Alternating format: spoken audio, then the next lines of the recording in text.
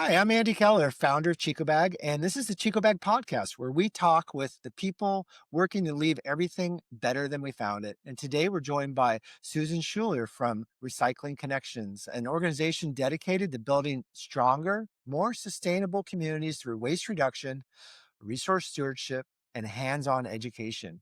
Susan's work focuses on empowering people and municipalities to rethink consumption, adopt better recycling habits, and move towards long-term zero waste goals. And in this conversation, we're going to explore what's working, what's broken, and what everyday people like you can do to drive meaningful change in your own community.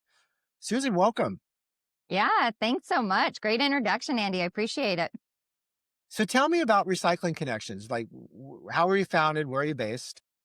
Yeah, so we're based in Stevens Point, Wisconsin. It's a small community in central Wisconsin, about 25,000 students. We're also home to University of Wisconsin Stevens Point, which has the College of Natural Resources, and it has the largest undergraduate program in natural resource management. So there's a lot of influences on this small little community that has us set in sustainability from even early roots. And Recycling Connections started sort of addressing a problem in the 1980s and really starting the late 1970s. And in 81, we formed through a real collaborative effort of the women of conservation voters, the local co-op.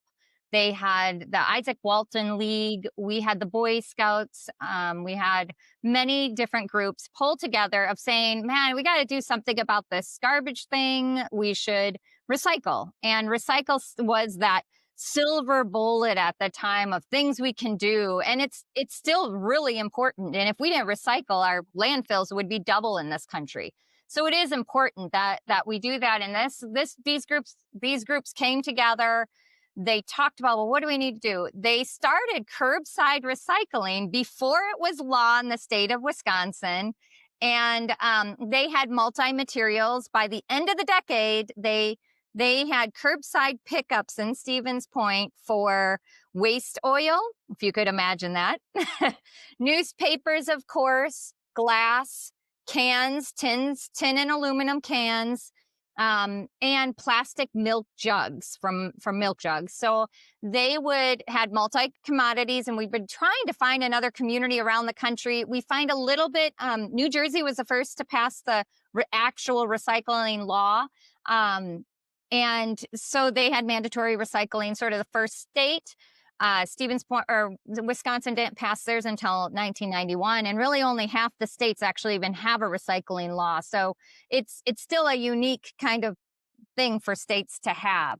Recycling Connections operated, and by the end of their decade, they had a fleet. They had 6 full-time employees, and they were recycling quite a few. They had a few 5 drop-off sites in the different counties around us, and did curbside recycling of multi-materials before it was even a thing to even do. So it was very exciting for the early roots of Recycling Connections.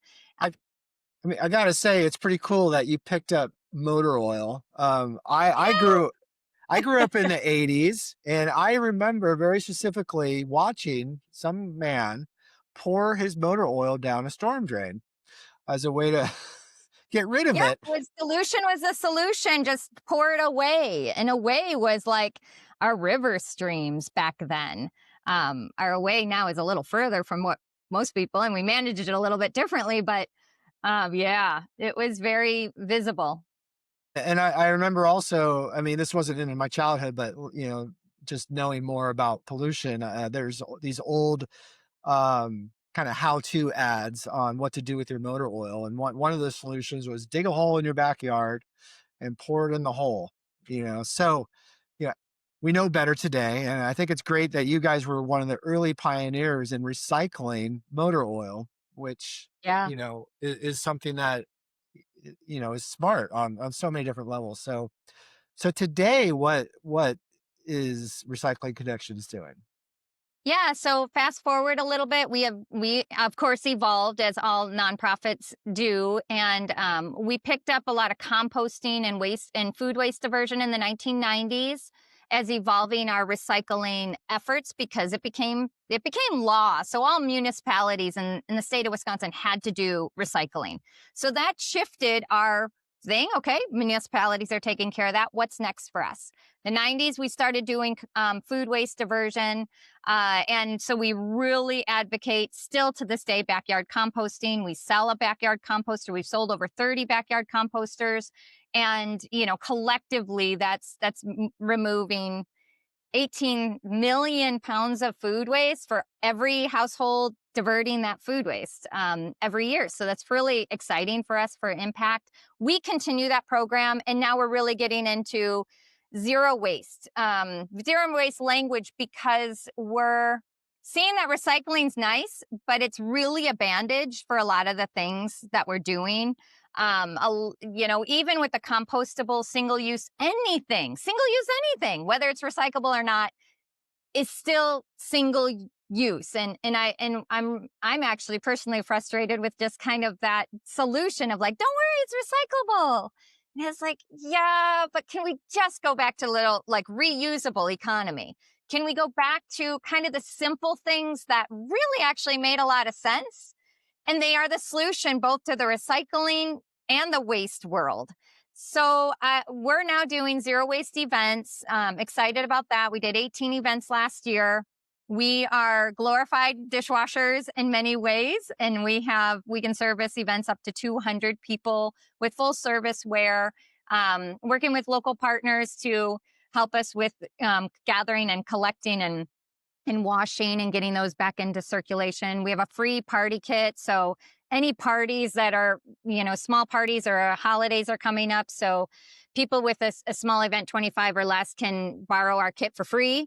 We are part of a conglomerate of party kits around the country. Some people charge, some don't. We just ask for a $25 deposit that they could either donate to our organization or have it returned when they bring the materials back. And that's starting to get some traction. People are like, oh, that's really cool that you do that. And it's like, what else do you do?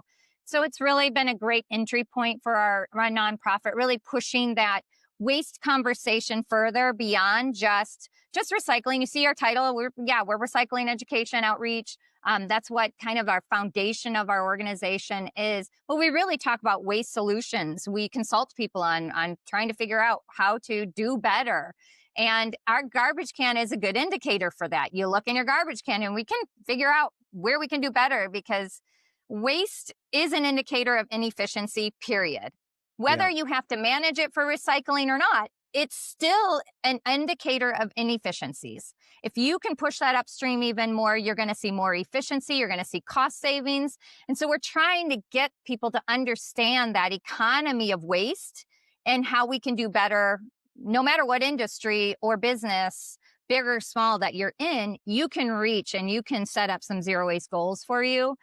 We like to say near zero waste because we're honoring the fact that there's no true zero waste out there. And we've talked to a lot of households and residents that are like, oh, I tried to do zero waste and I couldn't. Yeah, because in America, you virtually will fail if you try to live zero waste unless you really are a homesteader. And that's just not the practicality of that. The way we get our food makes it so challenging for us to do 100% zero waste. So we like to say near zero, recognizing that all human activity does have some impact. Yes, I mean, that's an important point because, I discover that quite a bit where people hit these walls where, "Oh, I cannot use reusable bags.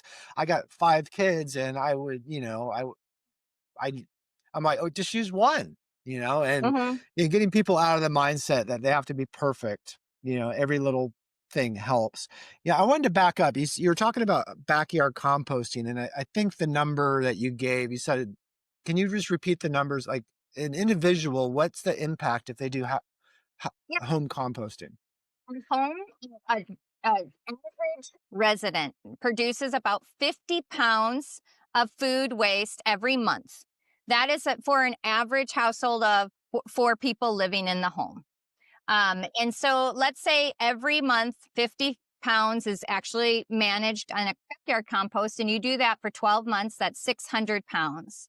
So every household is producing an approximate. And remember, there's so many cultural differences. There's differences of multi-generation people living in their home. We're just taking kind of the average because we have to start somewhere. I think the statistics from the Institute for Local Self-Reliance was between 18 and 43. Wow. Or I'm sorry, I'm not that, 25 to 83, I think it was. So we just kind of take, okay, about 50 pounds per household. We sort of average that out. And that's the stats that we use for all of our impact reports. We're using 50 pounds per month per household is produced in food waste. We know we can reduce that in many different ways. You should reduce it at your refrigerator by cooking it first, if you can, and then composting it on site if possible. And if you can't do that, try to get a curbside pickup composter. There's a continuum of options for that. And so when we have 30,000 compost bins out there, our impact becomes really huge for all of those households, diverting 600 pounds per household every single year. I mean, that was just 1 year is 18 million pounds diverted in just 1 year. I mean, my compost has been in operation for 20 years. So I like to say my impact is even greater. I mean, it will be once you build these habits, they just become exponential growth for impact, And positive impact. and you're getting great soil as a result. Oh, I Yeah. don't know. I don't know why people don't compost. I really, there's so many reasons that you can and should, but Well, um, I'll tell you why. Like, I've tried composting, and I have failed probably 3 different attempts to compost, and I just it's not composting, it's not creating the heat, it's stinking. It's like, yeah, coffee filters are supposed to be compostable. I just got coffee filters everywhere now. You know what I did? I got it's hard. chickens. I got some chickens, Oh yeah, and 100%. they are magical little composting Yes. machines. They will just take everything and eat it and compost it. Oh, 100%. And they actually you like digest the material for you, giving you even a richer, nitrogen rich soil. Like I had chickens, I've done presentations on backyard hens so you can be successful of it because they are the best decomposers for you and they give you the best soil in the end. Yeah, I 100% am a pro chicken. And you know what? The other benefit is it feels good when I have like a half a watermelon because like I didn't eat it in time and it's all milly and gross.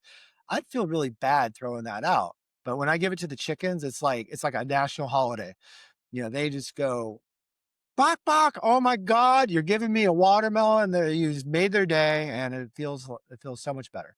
You see, they're true chicken delight. Like they are happy hens. You could see them be so joyous. It's so, yeah, I loved my hens. I've had two flocks before and hoping to get another one, but we're into them transitions. So it's just going to have to wait a little bit. But yeah, having hens in your life is a really a great opportunity to see how food waste can be diverted. And I tell people I didn't have hens for the eggs. I had it for the food, processing my food waste in my compost.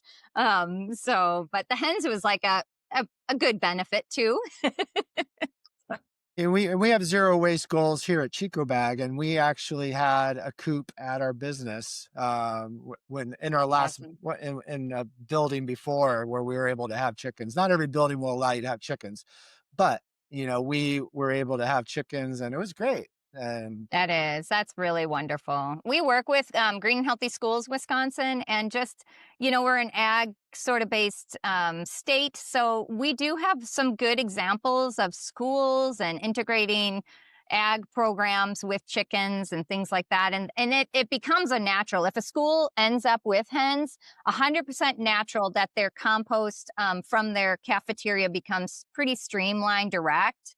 Where it's really difficult when you don't have that and you just want to divert cafeteria waste by a composter, it's sort of like, oh, there's so many things that need to go into place because it's a lot of kids and it's a lot of humans learning about compost and how to know what to go in there and what to not put in there. And there's systems. It's a whole systems thing, and systems are great The more people in it, though, it takes time for shifting that and making that decision, and it just takes time. And so many people want instant change and instant correct and instant success, and it's sort of like, well, there's going to be bumps along the way as everybody learns the new process and the new way.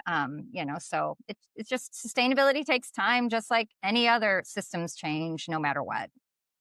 Yeah, for sure. I wanted to hear more about I forgot what you called it. It's like your plate kit that you loan out, Party kit. the party kit. So that sounds awesome because the biggest reason why people use single use items is because you could just throw them away at the end of the day and you don't have to deal with it. So with your party kit, do I have to wash the dishes? You could just donate the $25 and we'll wash it all for you. So that's the other Really? thing of having them take the deposit out or giving us a deposit of $25. They could bring it back. We ask that it be at least lightly rinsed if they're going to do that, and just we'll wash it. Just we'll keep that $25 in house. So yeah, we'll Great. wash it So, for so you. We know that's one of the biggest barriers is people don't want to wash their stuff. So you're matching the convenience, and I think that's the key to the change, right? Is single Yeah. use items are so convenient because you just Hmm. throw them away. Of course, that away has its not very convenient, but for the consumer, it's super convenient. So matching that and giving people the option. And you're saying there's other communities that do this as well. Yeah, so we actually are registered. We register our party kit, and they gather the collective impact for all of the people that have registered a party kit. They'll ask once a year, could you send your stats of how many times your party kit was checked out, and then so they get the collective impact of how many single use items were reduced from the fact that we have this collective impact across the country. So yeah, that was an idea that when we were trying to figure out how to do this, we were really nervous about just liability. That's a huge thing for people to be nervous about. Like, well, we're not going to lend it out because if somebody gets sick, then they might think it's our fault. And we kind of said, well, they sign the agreement that you are getting this clean. We recommend that you wash it before you use it, and then you bring it back washed. And if you don't bring it back washed, we'll sanitize it for you, ready for the next person. And there's just this agreement there for it. So that's worked for us. I know different states have different rules, but really, let's just keep this simple. Let's keep this. This is just what we all could do, should do, but we don't need to stock a whole set of plates anymore in our house. You can just borrow it from a local organization, and save on that space and that storage and everything. We also talk about that of like living low. How do you live low? And using more and more community resources. There's communities that have free tool sheds, that you have an agreement to go use the tools, and that so we don't all have to have all those tools at home. How do we build those systems that have some real positive value, without having all of us having to own our own stuff and storing our stuff. And I think it's a great idea because ultimately you need a tool. You go buy the cheapest one you can because you're only going to probably use it once a year. Mhm. And then it ends up breaking, it ends up going to the landfill. But if you have a shared tool, you could buy like the best tool, like let's just say a wheelbarrow, you know, have the best, wheelbarrow, and then everyone could use it. Then you probably only need it once a year, if that. And if you're, Right. Yeah, yeah, we have that. We had a little neighborhood spreadsheet that we did in town, and someone borrows my wheelbarrow almost once a year. So, and I love it. I love, not might not be for everybody because they might not like to share their tools, right? They don't like that their brother borrows a tool and never turns back or never brings it back in the same shape or size or whatever. But I think it's great because I haven't had the same experiences where things come back broken or not, or if it does. Like, sometimes it comes back better. Like, oh, the nuts on this wheelbarrow were tightened up for me. That's awesome because I didn't get around to that yet. And, so I haven't had that same experience, but I can see some of the barriers of people being a little nervous about the stuff that they purchase and letting someone else that maybe they know or not know that well borrow things. But I think people should all try, trust. You end up having a conversation with your neighbor a little bit longer. You get to know people more, and those moments are really important to build community and create longer sustainability and everything. And this seems so passive. It seems so anecdotal, but I want to say this is going to be our solution of like really building our communities back, knowing your neighbors, looking at collective abilities to kind of gather and share, and or just have a party. Let's get the block parties to come back as like a normal, regular thing that you do. And so pretty, we're pretty, we advocate for those types of things in town of building community as well when we can. We have our contracts, we have to meet those contracts, but we also we are mission driven of what we do, and that is living well, living low, and just being smarter, and that means more collective actions. So And, yeah.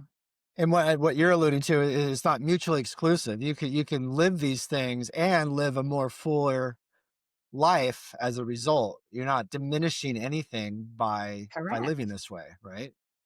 Correct.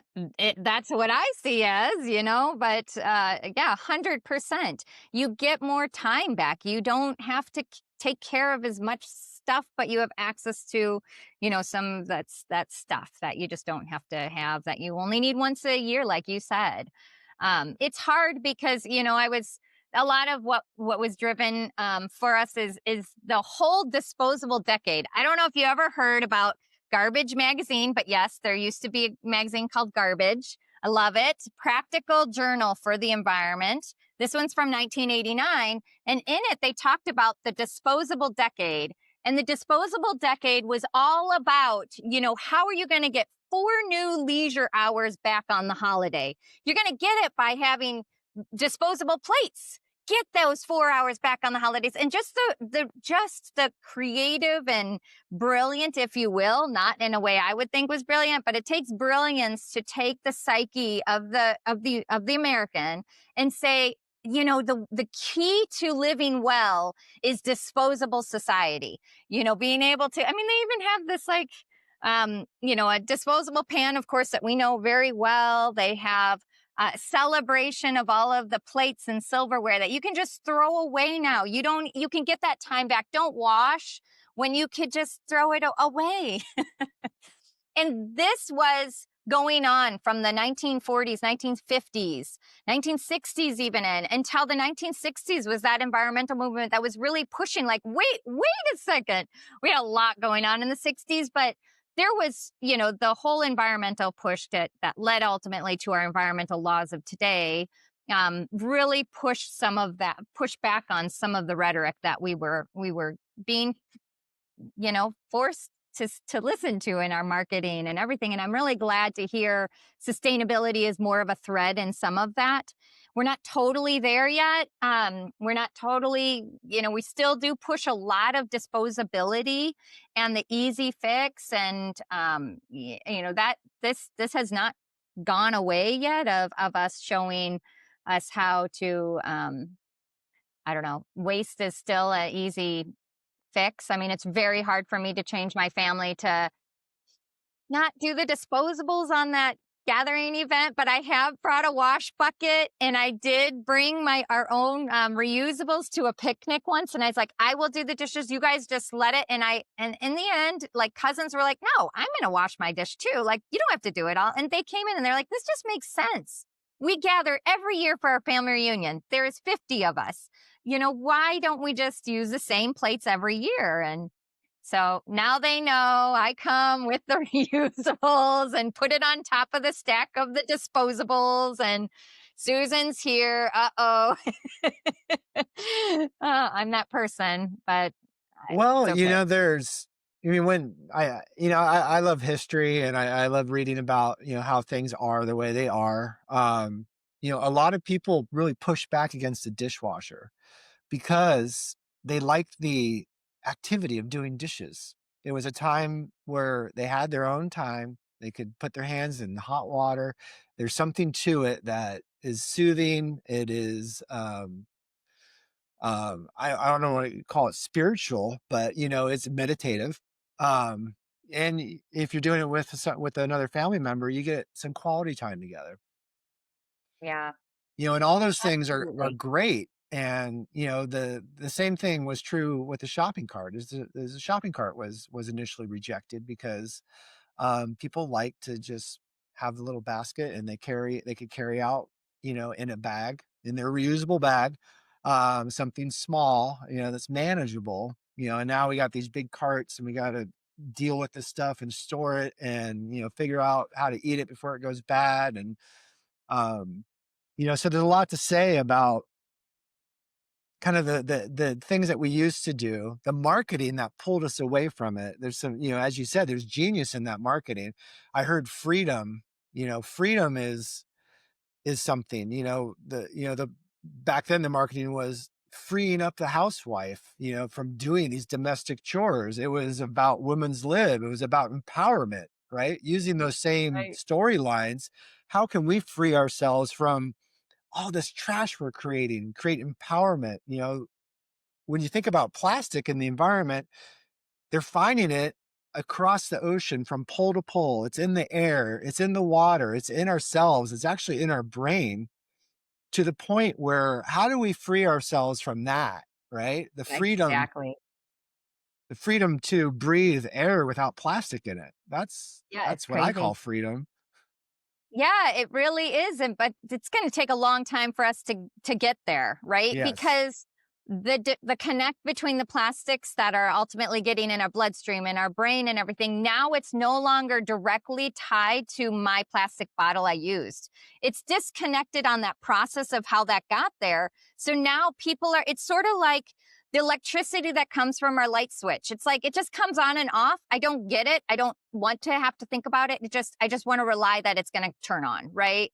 And there's nothing further of that because it got to be a little bit more complex. And, if you're not an electrician, you don't totally understand all of those things and connecting it to producing. Same thing with our waste in a sense. It ultimately comes back into our bodies. Are you kidding me? Like, that's such a disconnect concept and really difficult for the average person to even associate with. That I think becomes difficult for us to like take them down the road. So it's sort of like, well, a simple solution for that, like if it's so complex, you can't even understand how that plastic got there, start transitioning off plastics. Like then let's not use plastics in our day to day to even push that plastic bottle to even come into the household to this. So how do we do that? We buy in bigger bulk. Okay. So now we don't have many little plastic bottles. We have, okay, a jug, and getting people to sort of understand where you do have leverage of control and influence on the decisions you're making and where you don't.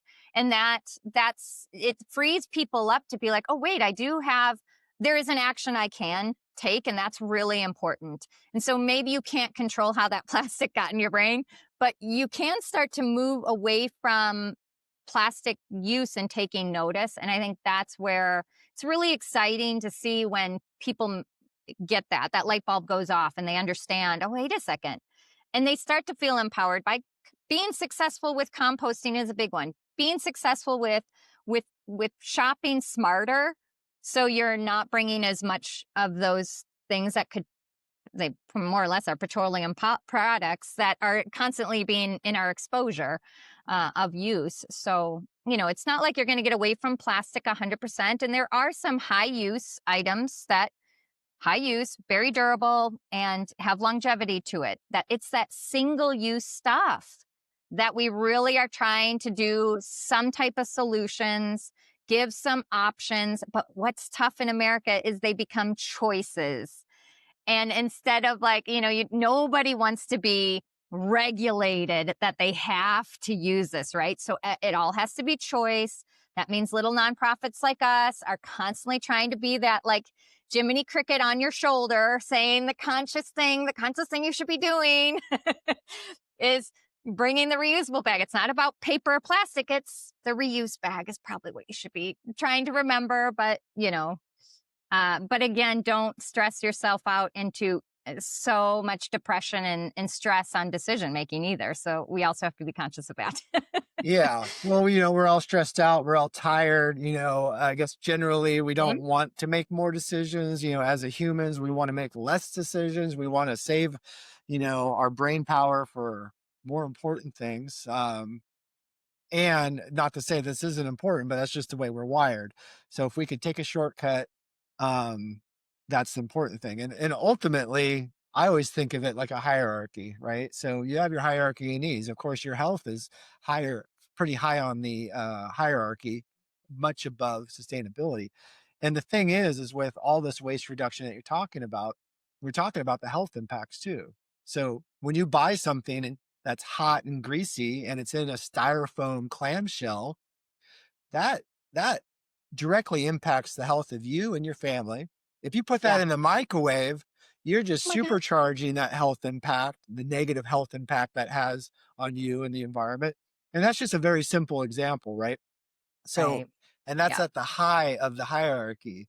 And if you could just really think about it, you can go down that hierarchy and see a connection between the plastic and your own health, and even if you're a spiritual person, there's Bible verses that talk about, as you do unto others, you do unto yourself, right? And the inverse is true. So when you are using a single-use plastic bottle, that's going to end up in someone's brain, right? And Yeah. impacting, right? Do you want to do that? Do you want that Right. done to you? No. So Yeah. there's a moral imperative, and just a very practical reason to reduce waste. Oh, 100. There, it's so true. It's just, I think once you start to change your lifestyle, it becomes like I would never put styrofoam in the microwave. Like that's so far from my human even like knowledge that that would be something you should do. Like I thought that was known until I was People at do work that one day. all the time. The first time I saw it was a staff member doing it. I'm like, why? What are you doing? Yeah, and they're like, no, but it says it's fine. I'm like, who said that was fine? I was like, I'm Well, sorry, I do not mean so to judge you. You go and have your like pasta reheated up. I'm like, I I really think you should put it on a plate and then put it in a microwave safe plate and then eat it. But well, they were well, like, then you what are got you then you got talking the about? then you got the industry messaging saying that, hey, this plastic is microwave safe, right? Meaning it's Yeah. not going to melt in the microwave, but is it Oh, I really? know, but that was something I never knew that was something until, I mean, this was about 20 years ago. I saw somebody do that and that was not something I ever knew anybody did. It was the first time I'd seen that. And it was sort of like, whoa, no, no, don't do that.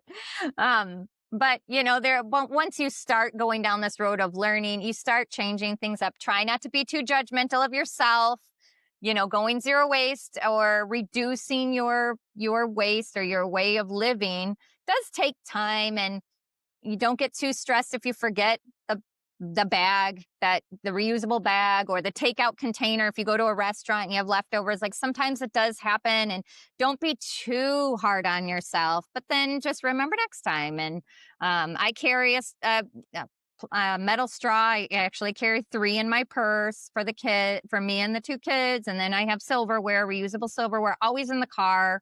So we're, constantly trying to keep that habit. And we'll go to our, fast food if we do fast food, and we'll refuse those plastic silverware because we're like, no, no, no, we have those in the car. No straw, we have them in the car. And that's just our conversation. I mean, it's so normal for us to do that, even though everybody that we say it to, they're just like, what? Okay. No, no, we ever said and They're like, that's it's really free. smart. Why would you not take it? It's free. Yeah. And so I was Are like, you really? sure? No, we don't. Yeah. And I've actually had more people be like, well, that's really cool. Yeah, that makes sense. Well, And the, that was, it's good. I'm like, oh, that's just what we do. And it becomes a fabric of who you are. So you don't even think twice of it afterwards. But I think it's really important what you said about being easy on yourself because, once you're aware of these things and you're trying to make a difference, it's hard because you're trying to do good in a system that's built and rewarding consumption. And, you don't want the utensils, but they put them in the bag and you didn't even realize they did it. Um, so, so I just, changing the playing field so that it is tilted to doing good. So in California, we actually changed the policy. So now fast food restaurants have to ask you, do you want a straw? It's on request. So when you go through their web app to order food at, let's say, Chipotle, for example, you have it has it as a menu item. Do you want a plastic utensil? It's like, and you have to check it. Yes, I want love that. I love that because, and I think Washington has a similar law of like refusal, or it choose to, you have to choose to use or something. So if you need it for whatever, there are people that do require like a plastic straw or something for their drinks and stuff. And we're not trying to remove access for accommodations that need to be there. It's not about that. It's about like just not giving all this extra plastic when it really wasn't needed. And it's like this automatic thing just to give the plastic silverware with the takeout. And it's like, but more and more people are actually having their own stuff or using it. If they go back to the office, they have silverware there. They don't need it. So not putting this access out, it's wasteful. It's not even economically, beneficial at all to do that. To So anyone really. anyone, no. And when you think about it, you're picking up dinner for your family, you're bringing it home. Like, Yeah. so why would they give you a plastic utensil? So it's just changing the default to assuming that you don't want it, and you could ask if you do, instead of assuming everybody wants it when only a Yeah, I love small using it percentage as an actually need it. opportunity to have that conversation with the people. Like I use that for when it's like, oh no, we don't. I don't know. I really like to remember we don't eat out that all that much because it's hard for me to justify. Wait, it all comes in styrofoam or it comes in those takeout containers that make so much garbage at the house. So um we try to go and sit down if we can because then we use less waste and we're at the place, and we try to bring our containers if we're going to have leftovers, but we typically are pretty good eaters, so we So you take it make as a a you special make a occasion. special event out of it instead of We it do. just being, yeah. Yeah, So yeah. so people are listening. I think a lot of people are going to want to do your party pack. Party kit. So you said there's an organization Yeah. that's kind of umbrella for that initiative. What's it? Do you know the name of it? Oh, I'll have to send it to you. I think it's just the Party Kit Network. Okay, we'll put it in the show Yeah, notes. partykitnetwork.org.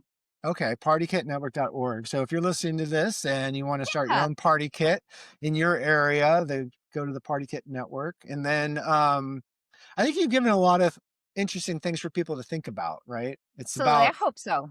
not being not worrying about being perfect, doing every little bit you can, Yeah, enjoying life more by using totally. less, And get um, chickens. and get chickens. The Yes. world needs So, more chickens. I was just in Hawaii, where chickens are fully integrated into that society. There's probably more chickens than people on that island.